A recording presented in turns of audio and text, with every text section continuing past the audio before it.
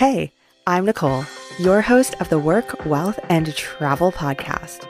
On this show, we're going to be talking tangible action that you can take in order to achieve the life you thought was only achievable after retirement. Everything you want now in life, you can have it. Will it take hard work, patience, and uncomfortable growth? You bet it will, but it will be so worth it. On this show, we will be deep diving into the topics of lifestyle design, travel, entrepreneurship, and everything in between. I myself am a global citizen and world traveler who left my home country and conventional lifestyle behind for a life of adventure and following my passions. And that's exactly what I want for you. It's your time to love your work, build your wealth, and create the lifestyle you've always dreamed of. Let's do this. Welcome back to another episode of the Work, Wealth, and Travel podcast. This is our Digital Nomad Digest series with myself and Cami. So in today's episode, this is going to be a very fun and hopefully somewhat light episode. We are going to be talking about travel gone wrong, our experiences in travel, and when things didn't really go as planned in various different capacities today. So, Cami, why don't you start us out and tell us when you think of travel gone wrong, what comes to mind for you?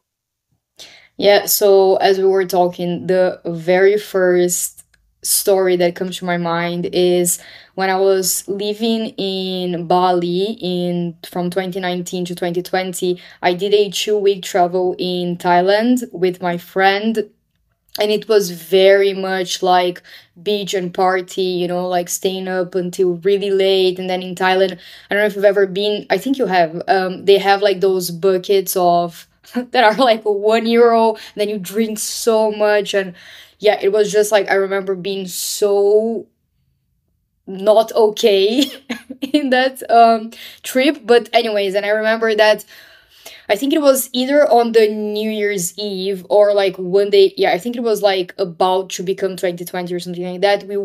Me and my friend, we went on this like pirates cruise thing, which was like basically a party boat in Thailand. And the first place that they stopped was the Monkey Island in the Fifi Islands. So, yeah, Kofifi, right? Like those beautiful, yeah, exactly, magnificent place, beautiful place. It's a bit tainted for me because of this whole story. But yeah, so first place we stopped was like this Monkey Island, which was basically what it is, like what's like the name says, it's an island of monkeys, full of monkeys. And I remember that I was feeling like very introspective this day. I was going through like some situationship stuff. I was like really, going inside of myself and thinking about my own life and blah blah blah. So we got with the boat there, and they were like, okay, you can either go swimming before everyone else, or like jump on the sea and then go swimming onto the island, or you can grab these little boats that are coming from like the main pirate boat to the island. So I was like, I'm feeling really introspective. I think I'm gonna go swimming, and like I'm really, this nature girl. This time I was like walking barefoot everywhere, super like Bali, whatever. Was really into this character. So I told my friend, like, I'm gonna go swimming, I'm gonna go first. I don't want to wait for this boat, I don't need a boat to get to the island. And then she was like, Oh my okay, gosh, first of all, like, I just love you in this moment. You're like, I'm so into this character. I don't need a boat. I don't need shoes. Like, island girl to the max. honestly, like my friend hated me on this trip because I was walking on the streets of Bangkok barefoot. Like I didn't. No. Yes. Like Post on Road, barefoot. Like, I mean, you put a fucking pair of shoes. Like, wear sandals. I don't care. Like, just wear something. We're in Bangkok. Like, it's not like you're. Like that, that poster, like live, love, laugh, or like whatever. Like that's just your embodiment right now. I swear, like, this period of my life, I was really hippie. Like, oh my god, I don't like shoes. My feet has to be like in close contact with nature. And I wore this, like, this nothing clothes. Anyways, and I was really like, I am one with nature. Oh my god, there's another one that I'm remembering. Like, so tangent with the barefoot thing. Like, I walked barefoot so much that I remember when I was in Bali, I was like on the scooter again barefoot because I was like, I don't need shoes. Like, who needs shoes? Whatever. And then it was really late at night. I was just like was parking my scooter, was going down, getting off the scooter, and then I stepped and squished on something, and I felt it, and I was like, oh my god, I just know what it is. And then I turned on the torch What of is my phone to went to look at it. It was a cockroach. I killed a cockroach with my bare Ew. foot. It Ew. was so Oh. disgusting. It was so disgusting. So disgusting. I But really hope you changed your philosophy on shoes after that. after that, it didn't change for quite some time yet. Then eventually I came back to, I don't know, planet Earth. And then Reality. Oh my god. changed.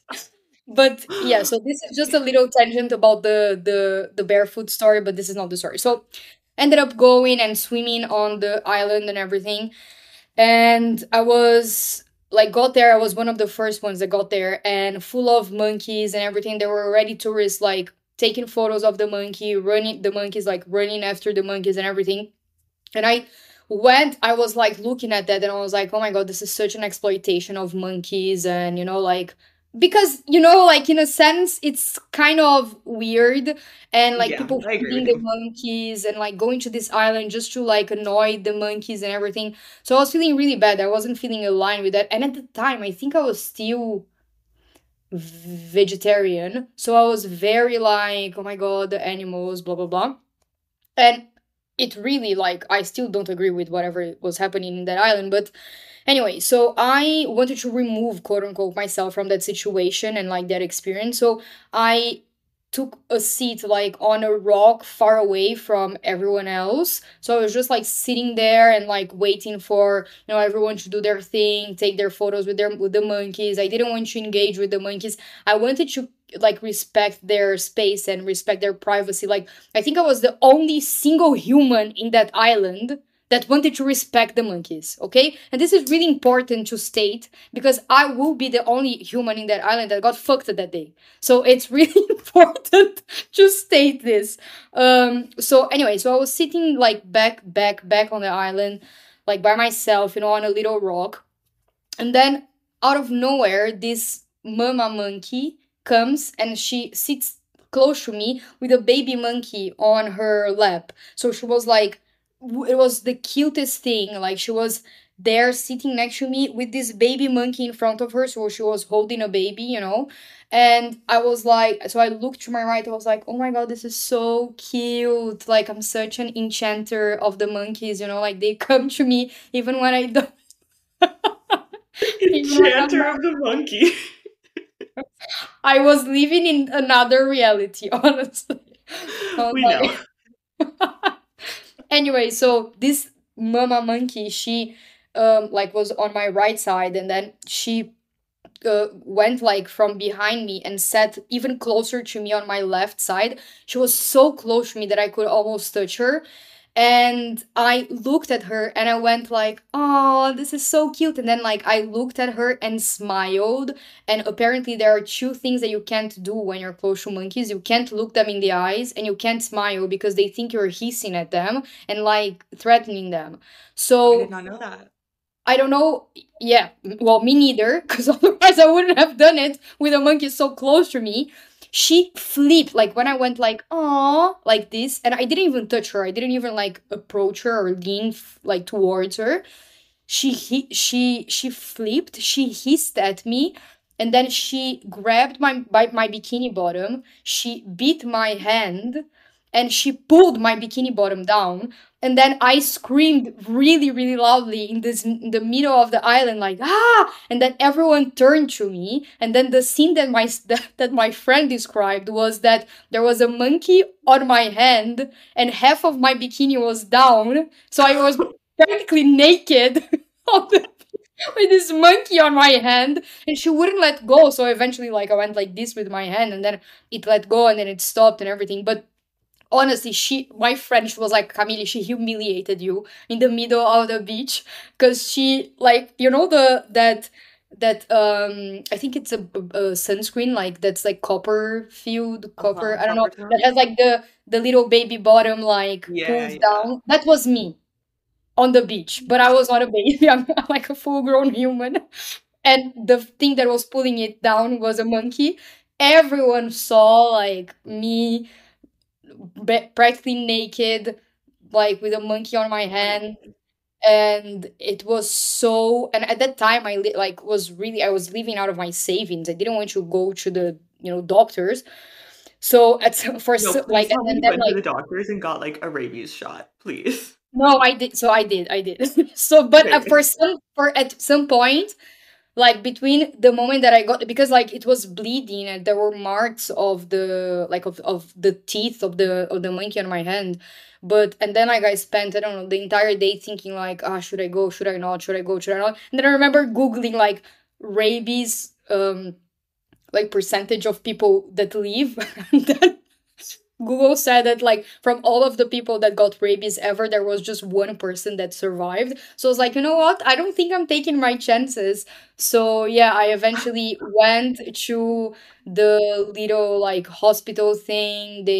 I took like rabies shot, anti-tetanus shot. I took like local shots on the wounds. Like I took so many shots. I had to take shots for like I think 2 months. Like even when I was back in Bali, I had to go like every 2 weeks to take a shot of like a rabies shot. It was so annoying. And then like, Wow. oh my god, and it hurt so much when she was doing like the local ones. We have a video of that. Like my friend filmed it, and then later at night we went to a party, and I had like this white like my entire hand was kind of like wrapped up in this white cloth, that they did on the like this bandage thing, and then I was there like partying with this bandage, like huge bandage on my hands, like ridiculous girl that got beaten by a monkey. And then it just became like the joke, like, ah, I got beaten by a monkey in Thailand. And yeah, apparently that same week, I think like 30 other people went to the hospital for the same reason. They got beaten by monkeys. So apparently that's pretty common. But yeah, what annoyed me about this is that I was the only human in the island that wanted to give them their space, and it was useless because, yeah, I don't know. Like in my opinion, she felt threatened. She thought I was gonna get her baby or something. I think she went to me because she wanted food. I didn't have food. Just smiled at her. She felt threatened. She hissed. She beat me. Nowadays, when I see photos or videos of monkeys, I get like chills. I think they are so disgusting. Like I see move like people send me like these cute reels or like cute memes of monkeys. I'm like, ugh. Like it gives me the chills because it gives me like low key PTSD from that story. So yeah, honestly, that's the Wow, that's my horror story. wild. And I love that you were like half naked, like with a monkey on your hand, the whole island. Like, that's crazy. Oh my gosh. And it's funny because about the monkeys being cute, like, I also know a girl in Vietnam who got bit. I was like on the island with her and she got bit by monkeys and had to like go get the rabies shot and everything. And ever since then, I was because the monkeys like stole her camera and then they put it down. So she like took it back. But they're like, once the monkey takes something, like it's theirs, even if they put it down. So, and then like two like attacked the back of her leg Oh as my she was like god. walking away. And ever since then, I was like, monkeys are not cute. They are like vicious. But then my partner is like, they are the cutest animal in the world. We need to have one as a pet when we like live in the Philippines. Like we're gonna train it with little diapers. And I'm just like, no, like monkeys are vicious animals. But then I'm over here like, I want a squirrel for a pet because they're cute. So like maybe we're on the same scale. But yeah, so I kind of like I think I'm the only other person who agrees with you about monkeys are not like all that. But that's a No. wild story. So I also have a really crazy story. Um, and probably like a little bit less humorous than yours because I was literally terrified that I was going to get kidnapped. And I didn't share this story for so long. This happened in 2018, it would have been. I didn't share this story for so long, and then I shared it like on one platform where I do like lives, but not a lot of people know what that platform is or find me there. So I was like, okay, it's safe. So this is like a new story for people to hear. But it was 2018. It was during Chinese New Year. I was living in China. So my friend from the UK came down and we went to like Cambodia, Singapore, Hong Kong, like kind of a bunch of the places. We had like a month off in China. It was great. So we were in Cambodia and my friend, he was going to like hike a waterfall or something. And like, if you know me, like I don't hike. Like I can go for a long walk, but like if it involves a mountain, like it's never happening. So I was like, this is not happening. Like you go on this like freaking, I don't know, like 10-hour hike, like have fun. So I was like, I'm just gonna book a tour. I went on TripAdvisor and TripAdvisor, like pretty legit. So I booked a tour for the next day. It was like a tuk-tuk, like local tour. A tuk-tuk is, if you don't know, is kind of like one of those little van things. And there's like Yeah. a driver in the front and then there's a few seats in the back. Really common in Southeast Asia. So I think it advertised like you go to a local village, you go to the market, you have like dinner at one of the local like rural areas with the local people in Cambodia. You go on like an ox ride and then the ox like has a cart in the back and you're in the cart. So I was like, okay, this seems like very interesting, very local. So the next day picks me up in the tuk-tuk at like 8 a.m. and it's only me on this tour, first of all. Like it was on TripAdvisor, so I was thinking that there would be quite a few other people booking this tour. No, only me. So it's me, this, I think I was like 24-year-old girl at the time, this tuk-tuk driver, and then who doesn't speak English, and then the tour guide who speaks English, and he's also 24. He's the same age as me, and he's the tour guide. So I Wow. was just kind of like, okay, so he's just like a local kid, I guess. Like he's not like, I didn't really think he was like an official tour guide. So we get in this tuk-tuk, we go first, our first stop was like this local village. And it was kind of like an outdoor market. It was very small with some homes, and that was kind of it. Also, keep in mind, I had no cell service. I didn't get an eSIM, or like I didn't get a SIM card. There was an eSIM at the time, for my phone. So like my phone is on airplane mode this whole time. I have no method of contacting anyone. All I can do with my phone is take pictures. And so we're in this market. There's like other people around. It's all good. But this market was like very dirty and smelly, which is like kind of normal, but there was a lot of like kind of like, dead animals hanging. And I was like, okay, like not super my vibe. So I just kind of like walked around and I was like, okay, we can go to the next stop. The next stop, and it's kind of blurry because it was so long ago, but the next stop, it took like an hour to get there in the tuk-tuk. We're in the middle of nowhere. We're driving down these roads that are just like dirt, gravel roads. Nobody around, no cars, no people, like nothing. So I was like, okay, first of all, anything could happen out here. And like, I can't contact anyone and nobody's here. Like, even if I yell, like, it's just grass. So we get to like this really brown lake. And like, it's not a beautiful lake. It's like brown, like not nice water. And he's like, okay, we're going to kayak to like this place. And I was like, okay, I don't know what place we're going to, but like, let's get in the kayak. So we get in the kayak and then he hands me these binoculars and he's like, let's birdwatch. And he has this like laminated piece of paper with like all the different types of birds. And he's like looking through and like, meanwhile, I'm like, I don't want to birdwatch. I just want to like survive. Like, I don't know where we're going. Like he could literally be taking me anywhere. And so I'm like pretending to birdwatch and like pretending to enjoy it, but also like worrying that like I'm about to be kidnapped and he's going to like take me somewhere in this freaking kayak. So then we paddle to this literal hut. It is like a literal hut made out of wood, made by hand in the middle of the lake. Like you kind of turn this like grassy area and then there's this like random hut. So we get on and there's a man and his wife who's like shirtless, like older people, like this like shirtless woman and this like old man. And then we're there and he's like talking to them in the local language. And I'm just like, what the fuck are we doing here? Like, what is going on? And I think she like offered me some fruit. Like, I'm doing nothing here. And then all of a sudden, this boat of like 8 men, like this like motorboat of like 8 men come and they like stop and they all get out and they have this garbage bag full of beer.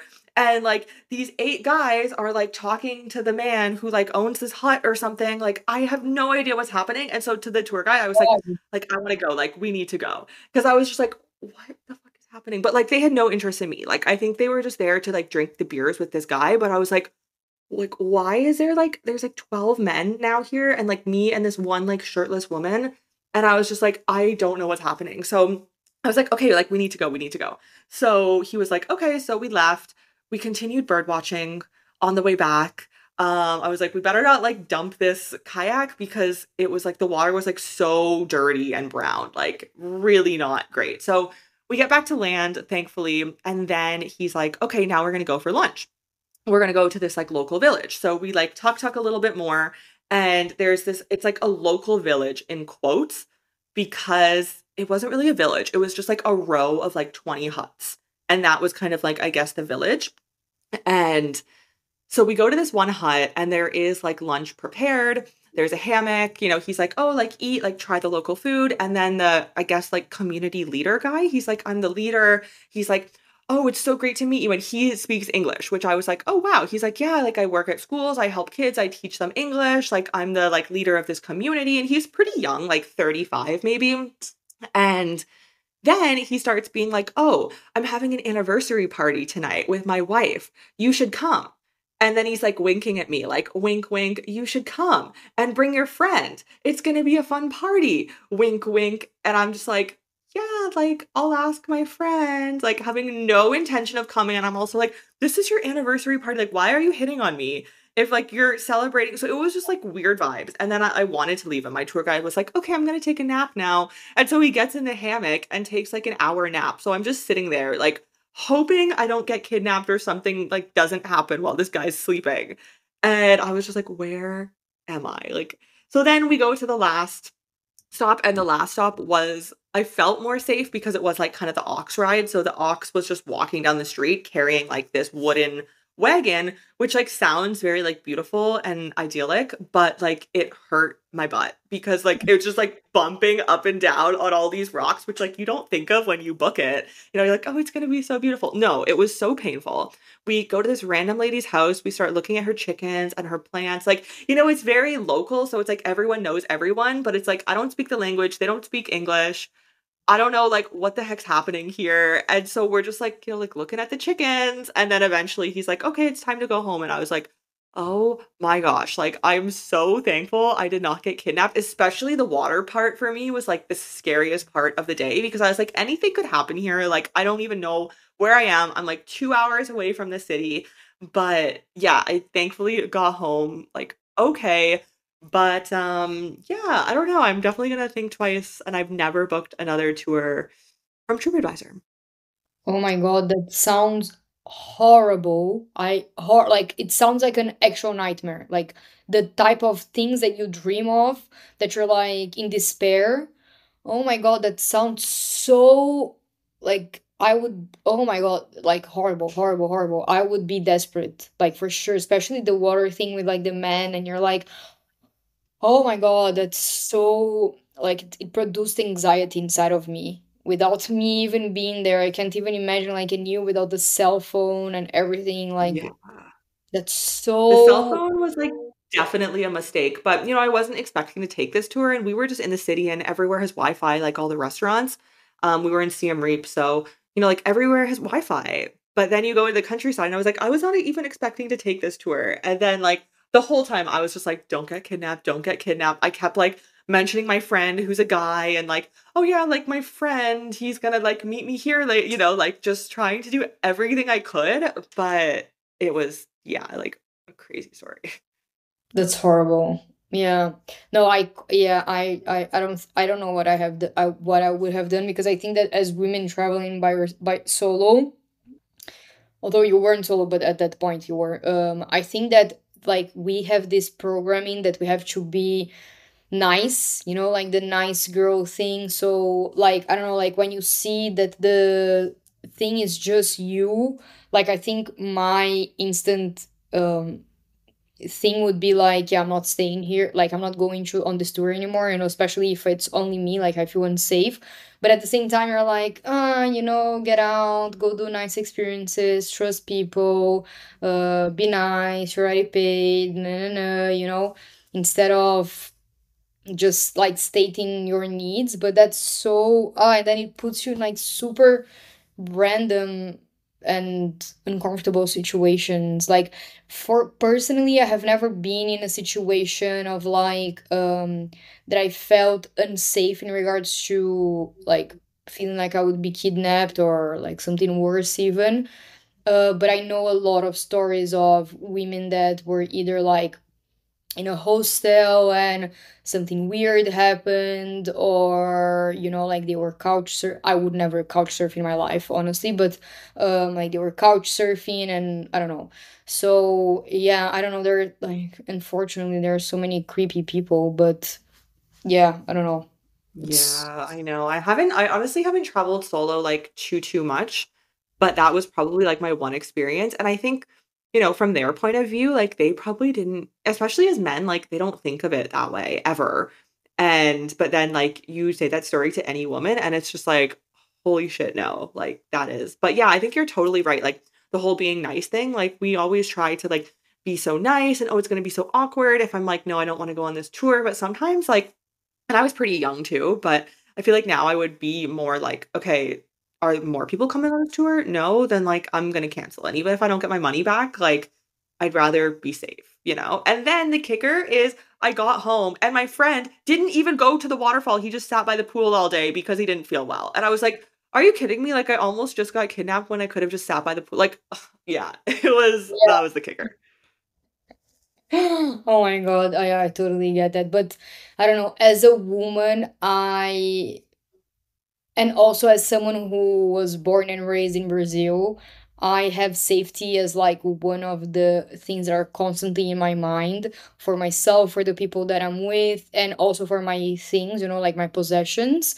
So I always am like hyper aware of feeling safe and like walking with my eyes behind my back, like behind my head or something like that. Like, I am always really careful, and if I don't feel safe, like, I don't know, like walking down a road, I won't go. And I think that sometimes we like want to save money. That's something that I learned. Like, sometimes we want to save money, like, I don't need to get this taxi right now, or I don't need to book this um private room, or I don't need to book this hostel that is only like female only bedroom or something like that.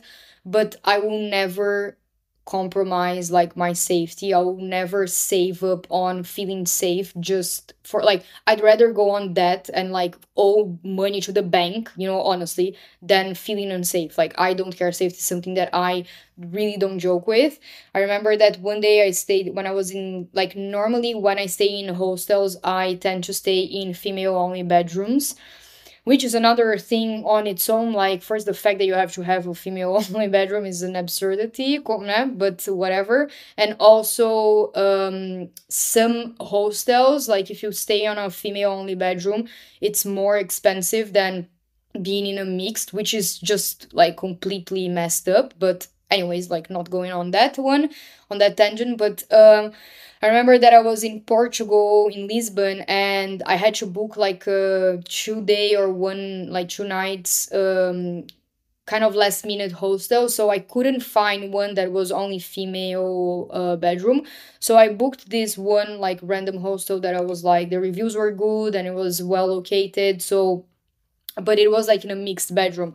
So I ended up like being in this bedroom, and I think I was the only woman there. And there were like big, really big and tall guys, and like the room was just like really hot and really like smelling like men. I was like, fuck, like, I'm not gonna stay here. Like, I'm not gonna stay here. So I went like to the reception. To the reception, she was a woman. I was like, look, I'm not feeling safe. I'm the only woman there. Like, is there any other room that I can stay in that has more women, like the ratio of women to men are the same, or like there's more women or something? And then she said like, oh, there's a bigger room, so we have to share with more people, but there are more women there. I was like, I don't care. Like, I'll take the room with more women than the room with less beds and more men.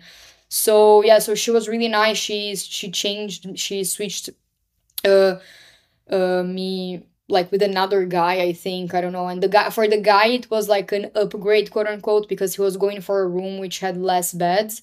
So I was like, oh my god, thank you. And then yeah, I ended up like feeling way more safe because like I was in there were like four beds facing a window, and all of those four there were only women, so it was almost like a section of the room by chance, but it was almost like a section of my room was only women, so I felt way more safe. And yeah, I don't know, like I just when I feel like the slightest feeling of uncomfort, like discomfort and unsafety, I go and I talk to someone, and I don't know, I try to really think more, so I'm not putting myself on situations like this, you know. So like I would never couch surf. Like I know it's really sad to say that, maybe I don't know, I don't care, but yeah, I would never in my life like couch surf, especially in a man's house, like just me and him, a stranger. No, no, no. And it's really sad, you know, but like it's reality. And I don't know, there are certain things that we have to think about, so we are ensuring our safety more probably than men. Yeah, I totally agree. And I do think it's sad, but I also feel like, it's so interesting because you see so many like female solo travel communities on Facebook and all of these different places. And I love that women, although like, yes, sometimes like we can be like catty and like whatever, blah, blah, blah. Like, I think we have so much more community and camaraderie than men do. Like I was literally just talking about this with my partner last night and telling him like he should kind of create something for men because women, like we have so many communities of like, hey, where can I go to like, you know, have a women only hostel? Or I know there's even, I don't know the name of the Facebook group, but I know there's even a Facebook group for like if you feel unsafe and like you're with your partner, you're like traveling with a guy, like you can be like, hey, like I need to stay somewhere with a woman because like I need to leave this guy. Like I feel like that's the nice thing about it is like it's such a universal feeling of like doesn't matter like where you come from or what you speak or like if you feel unsafe like any other woman will understand, whereas for me it's so interesting like men just don't get it. And like I understand because they've never had to be in that position, but I remember even in university there was a bar and my friend lived like 5 streets away, so like it wasn't far, but it was like 2 a.m. and she wanted to go home and she was like, I'm not going to walk home because it's 2 a.m. And I just remember her partner who like another day went out to the same bar and who was like, yeah, it was fine. Like I was super drunk and I walked home in the middle of the night and like no problem. And it's like safety is literally, and that was the first time I realized like safety is literally not even a thought. Whereas like for any female, it's the first and pretty much the only thought. Whereas like for men, it's just like, oh, like I'm pretty drunk. Am I gonna make it home okay? Or am I gonna like fall down and pass out somewhere? You know? Whereas like the safety is just not a thought. So I find it very interesting and there is so much more that goes into female travel. And even, for me, like I travel with my partner who's a guy. And even sometimes, like if we are in a place where I don't feel super safe or I know the security of the building isn't good, especially in like certain countries, especially like, we're in South America now. Like sometimes I'll be like, don't go out late because like I don't want to be here alone. So even though I'm not traveling alone, it still is sometimes I'm alone. And it's like, well, you kind of have to account for that as well. Yeah, totally. I'm in this Facebook group that's called Host Your Sister, and it's a Oh, maybe Facebook that's group the that, one.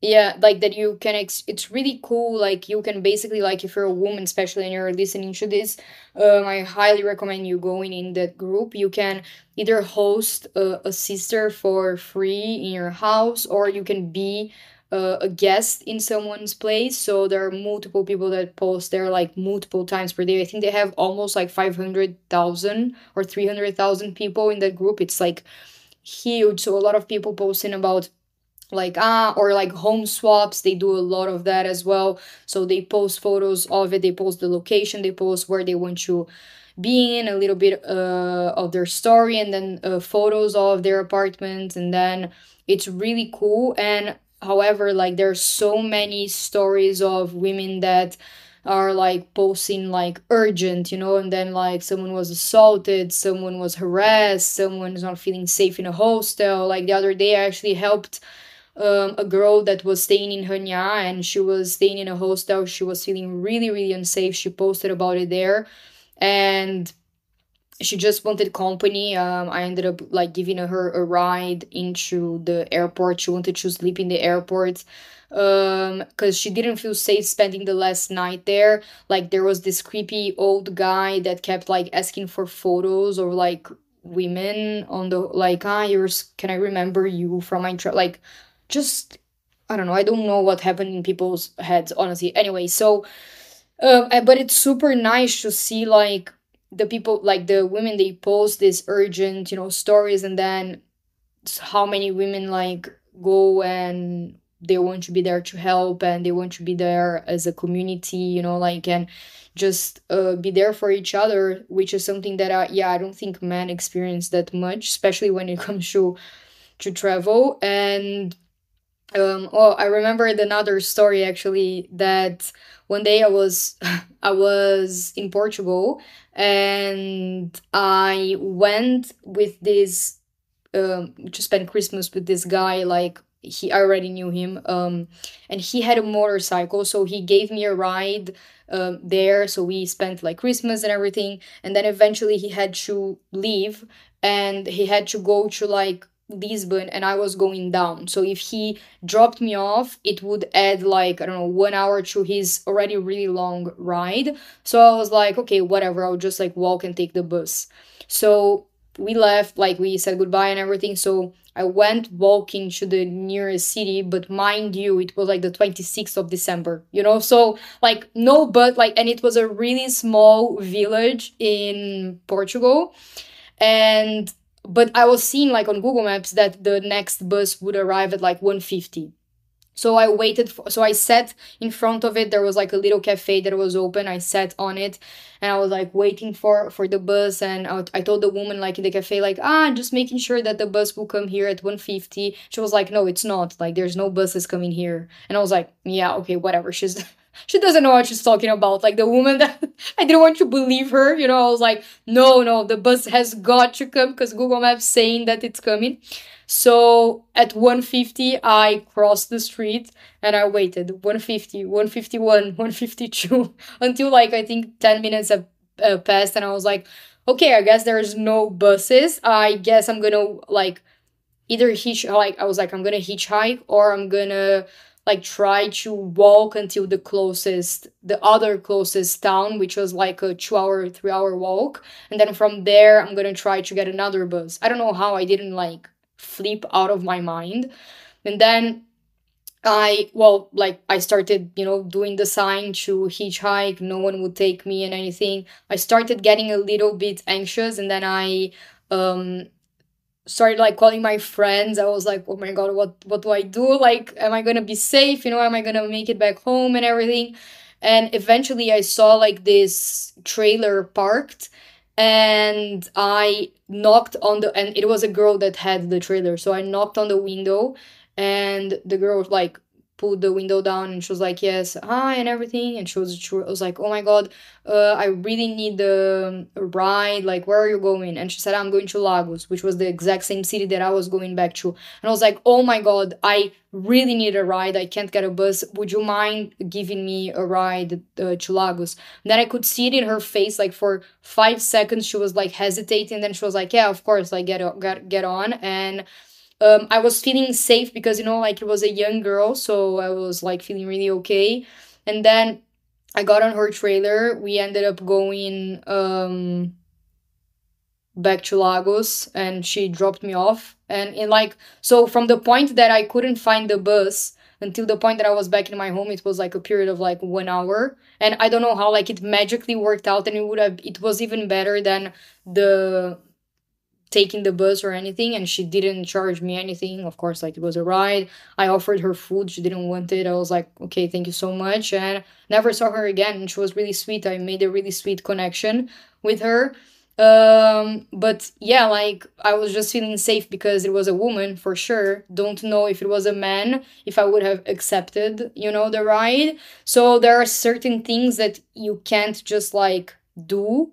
However, yeah, like I don't know, thank God, like nothing creepy has ever happened to me, but I know a lot of my friends and other women that have gone through things, so we have to for sure listen to our guts. I would say, like, like if it was someone creepy that would have stopped at that point, like learning how to say no, or just, yeah, listening to that feeling of like, I don't feel safe here, like even if it's not explainable, even if it's not rational, even if you can't put your finger on it, even if you can't even if nothing in the end would have happened, like in your situation, like then you weren't kidnapped, but still, like we have to learn to honor this part of ourselves more than just feeling the pressure to be the nice girl and trust, and like, I'm gonna have all of these nice adventures, like, yeah, but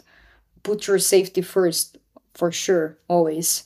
And yeah. Yeah, yeah, I totally agree. And I think, you mentioned the host a sister group, and there's so many good resources that are kind of like precautionary or backup. But I also think, like a lot of things do happen to people, and you hear about those stories less. Like for us, thank gosh, nothing has really happened, but there are a lot of things that do happen. And you hear, like I said, you do hear about that a lot less, and you hear the more like, oh, it worked out okay a lot more. So I think it is really important to just kind of keep that in mind, because things can definitely go wrong. And like as a woman traveling, there are so many resources, so many Facebook groups. There's also like a female digital nomad group. There's just a general digital nomad group. And like women get it. So it's like you really like, I would never feel uncomfortable going to a woman and saying like anything about safety, because it's like you just get it. Whereas even talking to my partner sometimes about safety, it's like it's just like a whole new world for him, because it's something that he's never had. I think like for men, the extent of it is like, are these guys going to beat me up? It's not like, am I going to be kidnapped and then something even worse is going to happen? Like that is very rarely the case, obviously, like maybe in some circumstances in some countries, but it's a very different story. So yeah, I think like this was a really interesting episode, and definitely not the direction that we were planning to take things, but I think that it is really important. I'm glad that we were able to kind of share our stories, and if anybody is listening, female, male, whatever, then hopefully like you take something away, because safety when traveling, especially alone, but even I'm not alone and sometimes I feel unsafe. So it's really important to kind of just have good habits, like you said, like always kind of look around you, have peripherals, like anytime I'm walking alone at night, even with my partner. Because like between the two of us, if there's 3 or 4 guys that come, like just him and me is still not gonna help. Like I'm always looking around. A lot of times my partner will be like, just wait here, like let the guys behind us like go in front of us. Um, we actually had a really crazy story I'll tell super quickly before we end off. We were in Medellin only a few months ago, and we went to the stadium, and this was not my safety, but it is really just to like get you thinking about like safety for anybody. We went to the stadium. We like to go to football games whenever we're like in a new place, especially in South America. So went to the stadium, and we didn't know the colors of the teams that were playing. We just bought tickets. We're like, it'll be fun, whatever. Um, and so I was wearing black. Most of us were wearing black. My partner was wearing like a blue, white, and kind of like pinky, like patterned shirt. And so as we're walking in, there's security, of course, like before you can get into the stadium. We're almost at security. And I didn't see this because I actually went through security, like the female line. And then the other 2 people we were with, and my partner obviously saw this, and I totally missed it. Apparently, these 2 guys, because he was wearing blue, which was like not even full blue, but just like bits of blue on his shirt, which was the other team's color, they came up behind him. They kicked the back of his knee, trying to make him like fall to the ground. They started like jumping on his back. And then the one guy like takes off his sweater, and like you can just tell underneath he's like holding a knife in his like sleeve. And this is in front of the police at the stadium in Medellin. And so like this guy was literally ready to like knife my partner because he was wearing, a little bit of blue, which was the wrong team's color. So then we go through security. The security guards, meanwhile, are questioning me. I don't speak Spanish. And my partner and our friends, they're questioning us and they're not questioning like the guys who attacked him. So it was just crazy. We go through security. Literally 2 seconds later, another group of guys, and I thought it was the same group of guys, but later they told me another group of guys, 2 guys, come and start talking shit to my partner and like pushing him around and stuff, trying to start another fight. So we were just like, we can't even go in this stadium just because he's wearing a little bit of blue. Like, if this is already happening outside of the stadium in front of the police, like, we can't risk what's going to happen in the stadium. And then there was this old woman, as these guys were trying to attack my partner, there's this old woman who's saying like, oh, like, just let him get in. He'll, in Spanish, like, he'll get what he deserves when he gets inside. And it's like, my partner had to translate that, but it was just like so wild. So we were like, okay, like, we don't need the money back. Like, we are just not going into this football game because, like, we're not even in yet. We're in front of the police and this is happening. So it was just, football is definitely, I'm sure from Brazil, this. It's very a heated topic here. And so that was a time when, of course, like, I felt unsafe, but like really my partner as a guy was the one who felt the most unsafe, and people with like knives and who knows what else, like, you can sneak past the police into those games. So just like not worth it. Yeah, like this is really something that is important, I think, as well to say, because each country has their own subtleties in regards to safety, like the neighborhoods that are safe or unsafe, like things that you can say or not say, tones that you can use. Sometimes like you will say something in a tone and it will be interpreted in a way versus, if you say it in your hometown, it's like something, it means something else. Like in Brazil, like, because in South America, like that happens a lot in Brazil, like fights because of games, like it's crazy. You kind of like, and in São Paulo, like in Brazil, you already know that if there's a game, especially with the big teams, like don't even go close to the stadium, like at some point they, like there's this big ones that it's Corinthians and São Paulo. At some point they prohibited, like whenever they were playing, they prohibited the other team to like have the how's it called, the people who are the supporters there. So it's like either Corinthians has the supporters, and in another game only São Paulo will have it, and then in another game only because it was so violent, like people climbing through, like there were these actual separations, like these gates, people were climbing through the gates like to punch one another. It's like something that is beyond the, and I know that like in Europe there it's still like a heated topic and everything like that, but in South America it's crazy. Like if they see someone with that color or something like that, like they will attack you, and you just have to really be, and like I hate like I don't want to make anyone feel like scared of traveling or something like that. I think it's just making, like doing some research, following your gut, understanding when you feel safe, when you don't feel safe. Like for example, you being like, okay, we're definitely not going to go in, like versus no, like let's just go in and whatever, like for sure something worse would have happened, like it's obvious. So, and the police like doesn't care, like some police care, the majority won't care in Brazil, in South America. So yeah, you just have to really understand where you're going and be aware that maybe things are not like they are in your home country, in your hometown. Every country is different. And but in saying that, I will also say that as I'm from Brazil, Brazil is known for being a violent country and for like having a lot of levels of criminality and things like that. And that is true. However, I think that I get really sad when the first thing that people ask me about my country is about like, is it safe? Like, I understand where they're coming from, but for me, it really saddens me because it's such a beautiful country, and there are so many beautiful countries in the world that people refrain themselves from going on and visiting and exploring because they are afraid for their safety. And I do understand like them being afraid for their safety.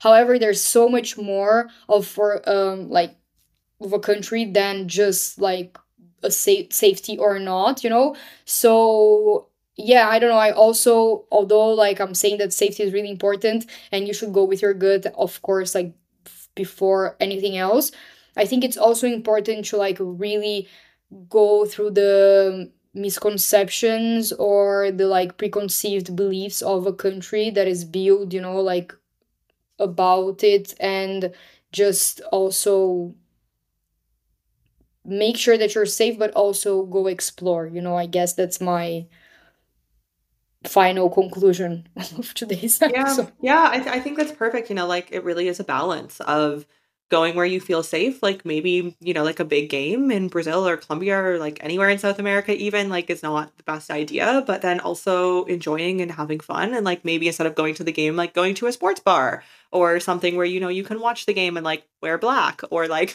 wear a very neutral color. Even, the teams here are like black and white. So then you're supporting someone still. But, Yeah. like I feel like that's also like it's just so wild because like our perspectives are so different. In Canada, it's like football, I guess soccer for us like is not that huge of a thing. So like it doesn't really matter, And like in Europe it like kind of matters, but in South America it like it hella matters. So it's really just kind of like reading the room and also knowing where you are, which is what we kind of learned the hard way. But and my partner's from Mexico, but I don't even think they're that passionate about football in Mexico as they were in Colombia. And yeah, it's interesting. But yeah, so that was a very interesting talk. And I think, it's good that we kind of added that on at the end because that is just talking about safety for everyone in general, not just for women. Men want to travel and be safe and enjoy as well. And they're not all like creepy old dudes who want to take pictures of you.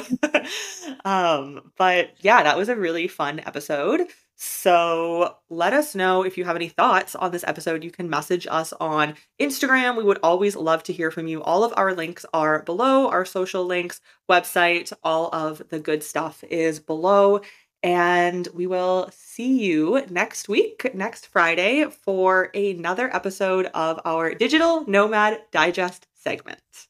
If this episode has served you in any way, I would be grateful if you share your takeaways or what you have learned from this episode by tagging me on Instagram at NomadNeeks. If you haven't yet, please hit the subscribe button on your favorite podcast platform and leave a 5-star review. This helps me to continue creating inspiring and educational content for you in the future. Thank you for your support, and I'll see you in the next episode of the Work, Wealth, and Travel podcast.